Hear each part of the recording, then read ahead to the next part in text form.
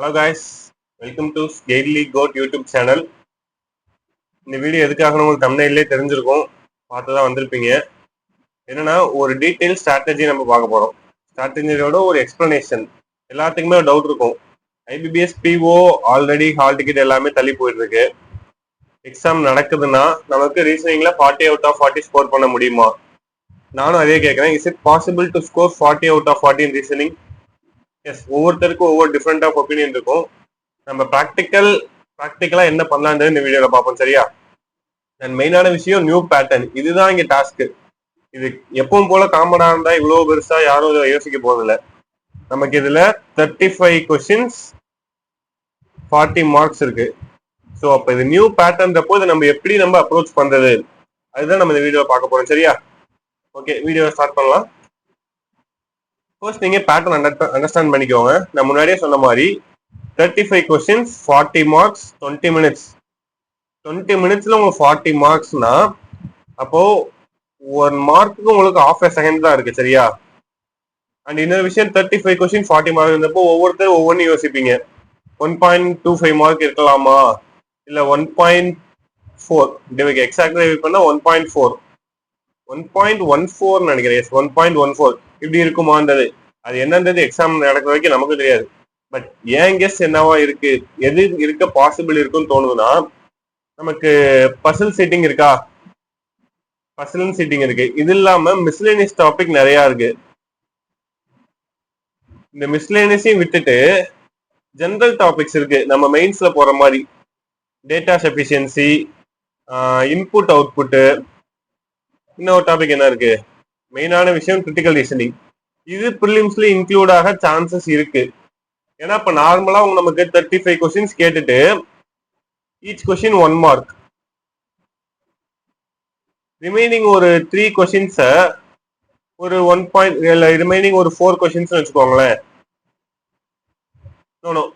30 கொஸ்டின்ஸ 1 mark வச்சுக்கோங்க. 30 question 1 mark வச்சுட்டு remaining கொஸ்டின்ஸ ஒரு 1.33 மார்க்ஸ் இந்த மாதிரி வச்சாங்கன்னா ஒரு 5 கொஸ்டின்ஸ் கேட்டு டேட்டா சஃபிஷியன்சில 3 கேட்கலாம், இல்ல இன்புட் அவுட்புட் ஒரு செட்டு கொடுத்து கேட்கலாம், இல்ல கிரிட்டிக்கல் ரீசனிங் ஸ்டேட்மெண்ட் அசம்ப்ஷன் இந்த மாதிரி இருக்குல்ல, உங்களுக்கு எது இதுல ஃபாலோ ஆகும் அந்த மாதிரி இது கேட்ட மோர் சான்சஸ் இருக்கு, சரியா? சரி, ஓகே.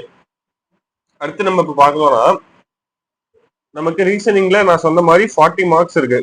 Lump 40 marks. இதுல 40 அவுட் ஆஃப் 40 தான் நீங்க பிலிம்ஸ் ஃபெயில் ஆக சான்ஸே இல்லை.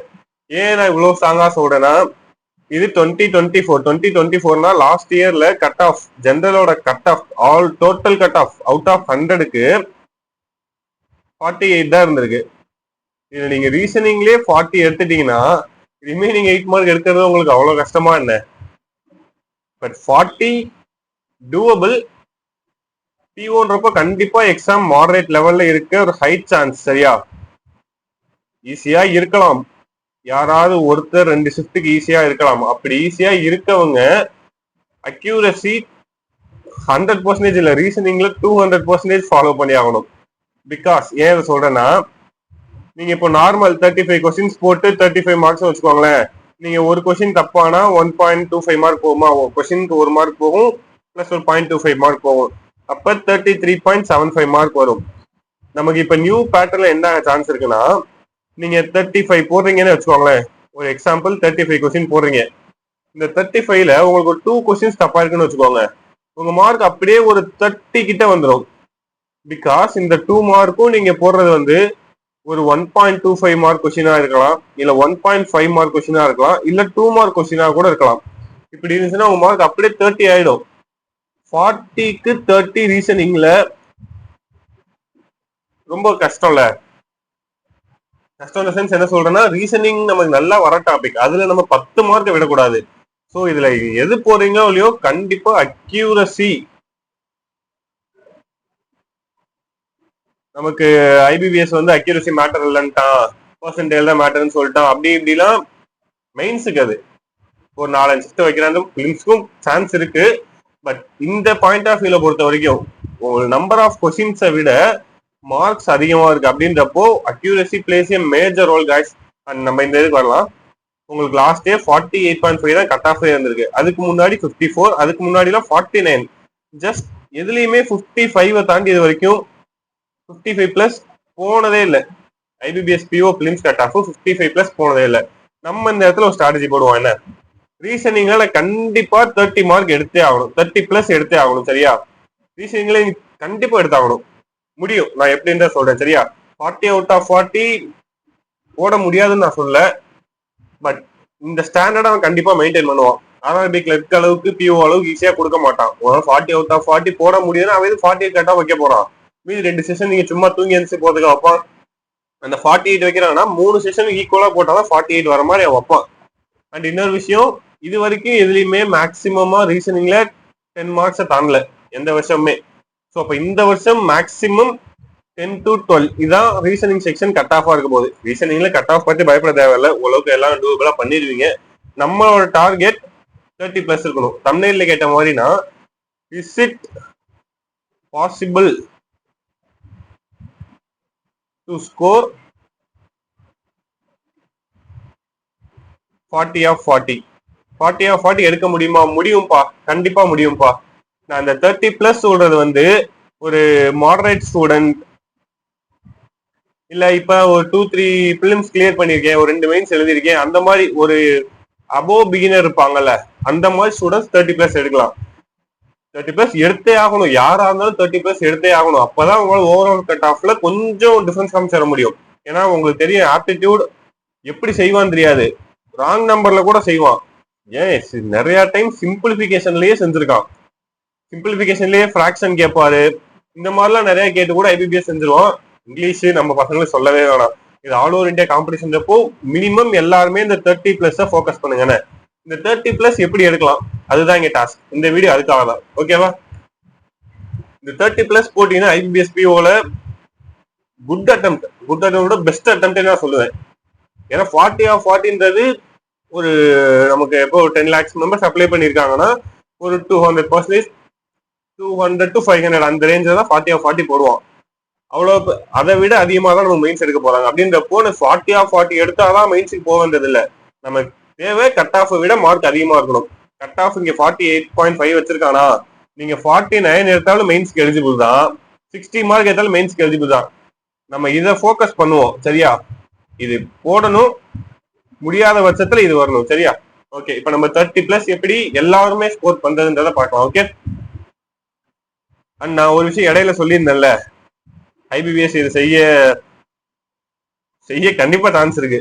ஏன்னா பேசிக்கா நமக்கு பசில் சீட்டிங் கேட்பான்னு தெரியும், சீட்டிங் அரேஞ்ச்மெண்ட் கேட்பான், நம்பர் சீக்வன்ஸ், கோடிங் டிகோடிங் கேட்பான், blood relation, syllogism, alphabet, alphanumeric, order ranking. Order ரேங்கிங்னா அந்த 7% இருப்பாங்க, ஏ விட பி அதிகமா இருக்கா லெஸ்ஸா இருக்கா, அது டைரக்ஷன் கேட்பாங்க, word formation, inequality.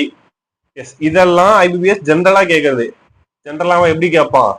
35 questions 35 mark கேட்பான். பட் இந்த தடவை டிஃபரெண்டா செய்யறான். 35 கொஸ்டின் 40 மார்க் இப்படி வர்றப்போ அவன் எதை இன்க்ளூட் பண்ண சான்ஸ் இருக்குன்னா, இந்த டாபிக் இருக்கு பாருங்க, இது வேற இந்த ஒரு 6 டாபிக் இருக்கு, இதெல்லாம் இன்க்ளூட் பண்ண சான்ஸ் இருக்கு. ஸோ அதனால இதுவும் நம்ம கண்டிப்பா கத்து வச்சுக்கணும். நம்ம ஒரு இடத்துக்கு போறோம்னா சும்மா சிம்பிள், நம்ம எக்ஸாம் வந்து ஒரு வார் மாதிரி தான். நம்ம ஒரு வாருக்கு போறோன்றப்போ எல்லாமே ரெடியா இருக்கணும். ஆப்போசிட்ல வரவன் வெப்பன்ஸ் வச்சிருக்கலாம், வச்சிருக்காமலும் இருக்கலாம்.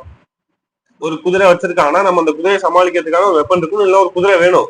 ஒண்ணுமே குதிரை வச்சிருக்கான்றதே தெரியாம நம்ம போக கூடாது. இந்த விஷயம் உங்களுக்கு யாரும் சொல்லியிருப்பாங்களே எனக்கு தெரியலப்பா, பட் ஹை சான்சஸ் இருக்கு.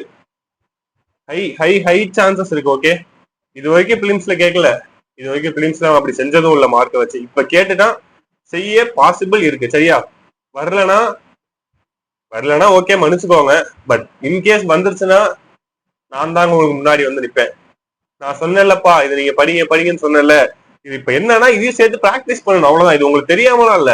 இன்புட் அவுட்புட் நீங்க பேசிக் படிக்கிறப்ப படிச்சிருப்பீங்க, காஸ் அண்ட் எஃபெக்ட் படிச்சிருப்பீங்க, இந்த ஸ்டேட்மெண்ட் அசம்ப்ஷன், கிரிட்டிக்கல் ரீசனிங் எல்லாமே படிச்சிருப்பீங்க. இது எல்லாமே எக்ஸ்ட்ரா பிராக்டிஸ் பண்ணுங்க. இதை தான் நான் சொல்ல வரேன். புரியுதா? ஏன்னா இது மேஜர் ஆஃப் த ஸ்டூடெண்ட்ஸ் இதே தான், பசில் செட்டிங், சிலாஜிசம், மிஸ்லேனியஸ், இதை தான் சால்வ் பண்ணுவாங்க. அதை தாண்டி நீங்க பிராக்டிஸ் பண்ணுங்க. உங்களுக்கு எங்க கிடைக்குது கிடைக்கல அது மாதிரி யாருப்பா அந்த கொஸ்டின் கொடுக்கறது, நீங்க எவ்வளவு சொல்லுங்க சார், நீங்க லைவ் போறீங்களா, எடுத்து வரீங்களா, அதெல்லாம் இங்க மேட்டர் ஆஃப் கன்சர்ன் கிடையாது. சரியா? நமக்கு வேணும்னா நம்ம தான் இறங்கி செய்யணும். உங்களுக்கு ஒரு விஷயம் சொல்லதான் முடியும், எல்லாமே தூக்கி தூக்கி தூக்கி கொடுத்தா நீங்க என்ன எஃபர்ட் போடுவீங்க? அழகா வருவாங்க, உட்காருவாங்க, படிப்பாங்க. எல்லாருமே இப்போ நான் லைவ் இதை கொண்டு வரேன்னு வச்சுக்கோங்களேன். சிம்பிள். நான் அந்த input output, critical reasoning, cause and எஃபெக்ட்ல கொண்டு வரேன்னு வச்சுக்கோங்க. ஒரு லைவ்ல மேக்ஸிமம் இப்போ நமக்கு வந்து 25+ லைவ் வாட்சிங் போகுது. இந்த 25 பேருமே இதை பார்த்துருவான். இது நமக்கு ஆவரேஜா வியூ பார்த்தா ஒரு 1K வியூ போகுதுன்னா இந்த 1K மெம்பர்ஸுமே இதை பார்ப்பான். அப்புறம் உனக்கு அவனுக்கு என்ன டிஃபரன்ஸ் இருக்கு? புரியுதா? நீங்க ஒரு விஷயம் படிக்கிறீங்கன்னா ஒரு அந்த ஒரு 1000 பேர் இருக்காங்க, அந்த 1000த்துல ஒருத்தனா நீங்க தனிச்சு நிக்கணும்ன்றப்போ இதை கண்டிப்பா நீங்க பண்ணியே ஆகணும். சரி, ஓகே. இதை விட்டா வேற என்ன சார்? இதுக்கு முன்னாடி என்ன கேட்டிருக்காங்க? நீங்க எப்படி இது இவ்வளவு ஸ்ட்ராங்கா சொல்றீங்க வரும் அப்படின்னு சொல்லி கேட்டா, எஸ் இது பாருங்க 2024ல இது ரீசனிங் எபிலிட்டியில உங்களுக்கு கேட்ட questions. Okay, I mean weightage. Reasoning எபிலிட்டியில 2024ல பசில் சீட்டிங் 35க்கு 20 மார்க்ஸ் கேட்டிருக்கான். அப்ப ரிமைனிங் 15 மார்க்ஸ் தான் மிஸ்லினியஸ். சரியா? அந்த மிஸ்லினியஸ் என்ன? சிலாஜிசம் 3 to 5 கேட்டிருக்கான். இன்இக்வாலிட்டி கண்டிப்பா இருக்கு. கோடிங் டிகோடிங் சொல்லவே வேணாம். எல்லா பிலிம்ஸ்லயுமே பாருங்களேன் 4 to 5 கண்டிப்பா கேட்டிருக்கான். சரியா?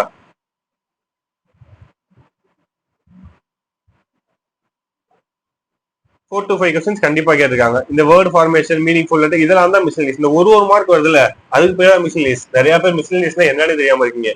ஒரு பஞ்ச் ஆஃப் கொஸ்டின்ஸ் 1 to 5, இந்த 5 கொஸ்டின் பஞ்ச் ஆஃப் கொஸ்டின்ஸ் இருக்கிறதெல்லாம் நமக்கு மிஸ்லினியஸ்ல வராது. இந்த 1 மார்க் ஒரு question word formation, pairs of letter, அப்புறம் இந்த ஆட் ஒன் அவுட்னா ஒரு 4 லெட்டர், 4 லெட்டரா இப்ப M, K, ST, P, L, M, O இந்த மாதிரி ஒரு 4 கொடுத்து இதுல எது ஆட் ஒன்னு கேட்பாங்களே அந்த மாதிரி இது.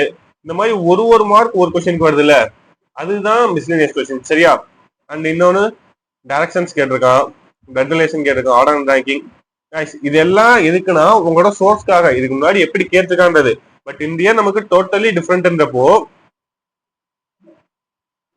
நான் சொன்ன ஒரு விஷயம் தான்ப்பா. சிம்பிள். நீங்க இதை புரிஞ்சுக்கிட்டா பொழைச்சுக்குவீங்க. அவ்வளவுதான். எல்லாருமே படிக்கிறான். கிட்டத்தட்ட இது எவ்வளவு பேர் அப்ளை பண்ணிருக்காங்கன்னு எனக்கு தெரியல. நம்ம அப்ராக்சிமேட்டா வைக்கிறது ஒரு 5 lakh மெம்பர்ஸ் வச்சுக்கோங்களேன்.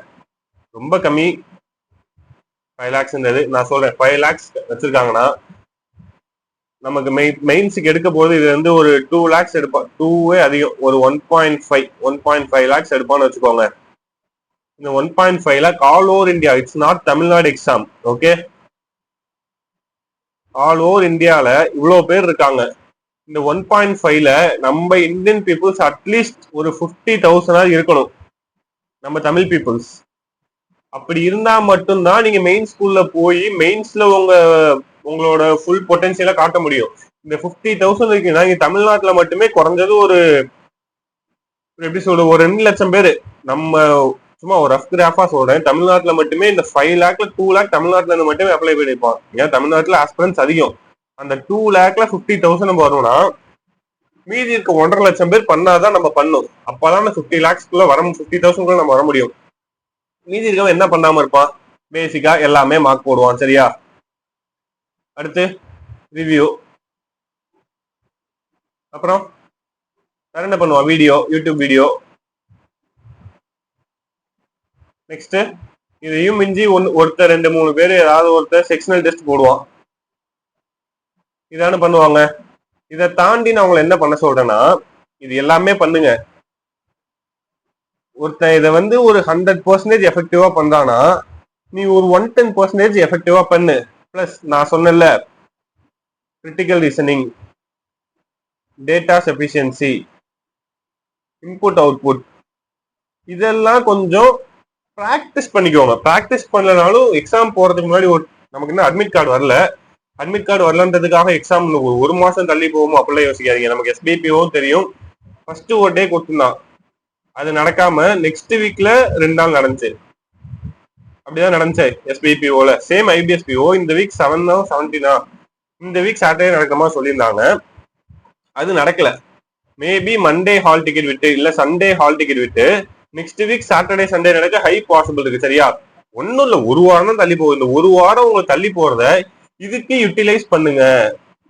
இந்த விஷயம் இருக்குல்ல, இதுக்கு யூட்டிலைஸ் பண்ணுங்க. சரியா? ஒருத்தர் போட 110% எஃபெக்டிவா போடுங்க.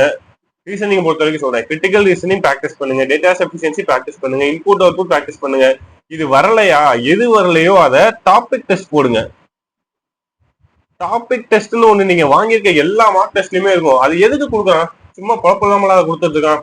ஒரு டாபிக், எந்த டாபிக்கா தான், சும்மா சிம்பிளா கோடிங் டிகோடிங் இருக்குல்ல, இந்த சைனீஸ் கோடிங்ஸ் இருக்குல்ல, இதை நீங்க ஒரு 50 கொஸ்டின் போடுங்க, அடுத்த மார்க்ல போடுங்க. நீங்க ஒரு 45 செகண்ட்ல போடுறத அதிகபட்சம் ஒரு 25 செகண்ட்ல போட்டுருவீங்க அந்த கொஸ்டினை. டாபிக் டெஸ்ட்டுக்கு அவ்வளவு எஃபெக்ட் இருக்கு. அதனாலதான் மெனக்கட்டு அவ்வளவு கொஸ்டின்ஸ் கொடுக்குறான் டாபிக் டெஸ்ட். சம்பந்தமே இல்லாம கொடுக்கறதுக்கு வேணா லூசாப்பா. நீங்க ஒரு விஷயம் மார்க் டெஸ்ட் காசு கொடுத்து வாங்குறீங்க, அது நீங்க எதுல வாங்கினாலும் சரி, கெய்லியில வாங்கினாலும் சரி, மற்ற பிளாட்ஃபார்ம் எதுல வாங்கினாலும் சரி, அதுல இருக்க ஒரு எப்படி சொல்றது, டாப் டு பாட்டம் ஃபுல்லா அதை நீங்க யூஸ் பண்ணும்.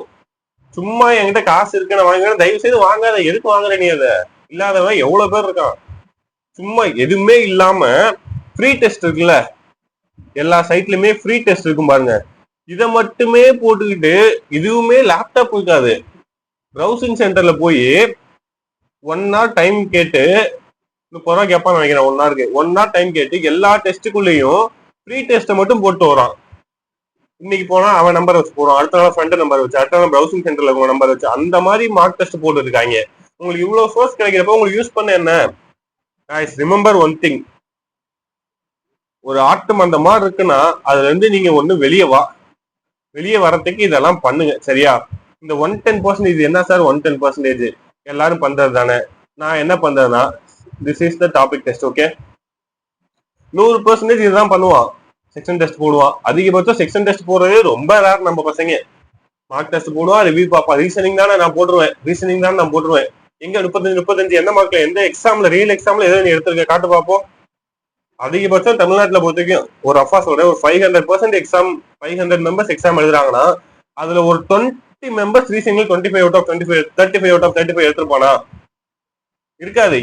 மினிமம் 1 கொஸ்டினா தப்பு இருக்கும். 33.75 வந்து நிப்பாரு. எங்க போச்சு ஒரு ரீசனிங்ல நீ புள்ளிதானே, எங்க போன? Including me. நானுமே இவ்வளவு தூரம் சொல்றேன்ல, நானும் பிராக்டிஸ் பண்ணாதான் எனக்கும் வரும். எனக்கு மட்டும் கடவுள் தனியா ஒரு மூளை கொடுத்து பண்ண போடுறது இல்ல. Each and everybody need practice, ஓகேவா? ஓகே கேஸ், உங்களுக்கு ஏதாவது டவுட் இருக்கு அப்படின்னா, ஒரு நிமிஷம், இன்னொரு விஷயம் சொல்லணும்னு நினைச்சேன்.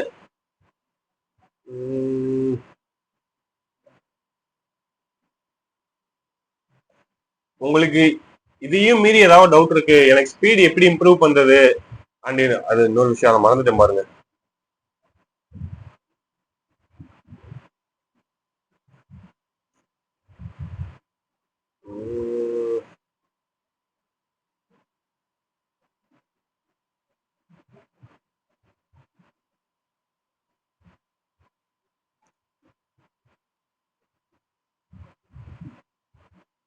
சரி, okay.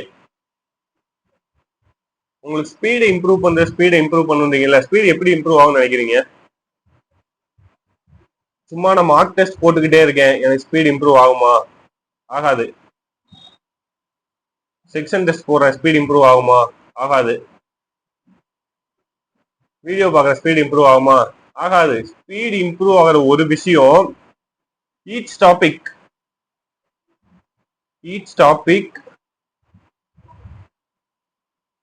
Each question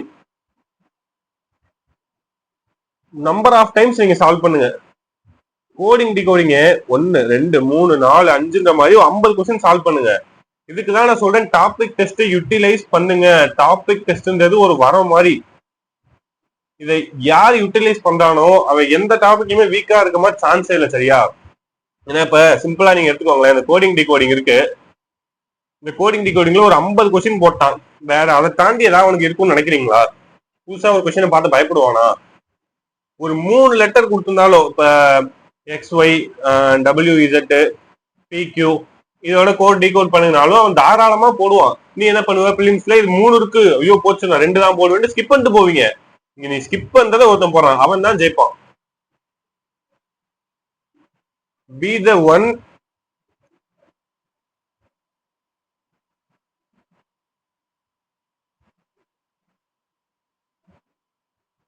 who gets succeed. அவ்வளவுதான். இந்த ஒரு விஷயத்த ஞாபகம் வச்சுக்கோங்க. எல்லாரும் படிக்கிறாங்க, அம்மா சொன்னாங்க பேங்க் எக்ஸாம் படிக்க வந்துட்டேன், என் அங்கிள் பேங்கரா இருக்காரு, அதனால நான் பேங்க் எக்ஸாம் வந்துட்டேன். இதெல்லாம் விடுங்க. Be the one who get succeed. யார் ஜெயிக்கிறானோ அதுல நான் ஒருத்தனா இருக்கணும். அப்படி அந்த ஒரு போக்கஸ்ட மட்டும் வச்சு படிங்க. கைஸ் கண்டிப்பா பண்ணிடலாம். மினிமம் நான் இனிஷியல்ல சொன்ன மாதிரி 30+ மார்க் நீங்க ரீசனிங்ல எடுத்துட்டீங்கன்னா உங்க அடிச்சுக்க எவனும் இல்ல. 30+ மார்க் எடுத்து நான் ஃபெயில் ஆயிட்டேன்னா நீ என்கிட்ட வந்து கேள்ப்பா, நாளைக்கு என்னவோ அதை பண்றேன். சரியா? அடுத்து உங்களை எப்படி மோல்ட் பண்ணும், எதை மிஸ்டேக் பண்ணீங்க. ரீசனிங்ல 30+ எடுத்து ஃபெயில் ஆயிட்டா டேம் ஷூர் ஆக மாட்டீங்க. ஓகே பாய், நம்ம நெக்ஸ்ட் வீடியோ மீட் பண்ணுவோம். சரியா? ஏதாவது டவுட் இருந்துச்சுன்னா கமெண்ட்ல சொல்லுங்கப்பா. பாய்.